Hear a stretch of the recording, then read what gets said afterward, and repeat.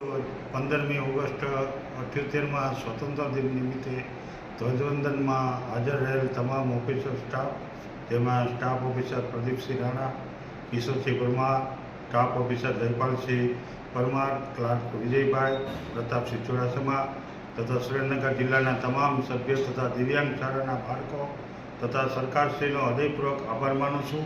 જય હિન્દ, જય ભારત. આજરોજ 78માં સ્વતંત્ર પર્વ દિવસે સુરેન્દ્રનગર જિલ્લા હોમગાર્ડ કચેરી ખાતે ધ્વજવંદન કાર્યક્રમનું આયોજન કરવામાં આવેલ. તેમાં અમારા જિલ્લા હોમગાર્ડ કમાન્ડન્ટ શ્રી યોગેશભાઈ પંડ્યા દ્વારા ધ્વજવંદન કાર્યક્રમ કરવામાં આવેલ.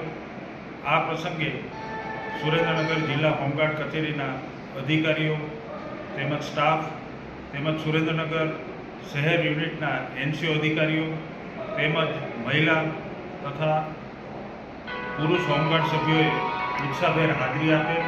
આ પ્રસંગે દિવ્યાંગ સ્કૂલના બાળકોએ પણ આ પ્રસંગે હાજરી આપી અને દબદબાભેર સ્વતંત્ર પર્વની ઉજવણી કરેલ.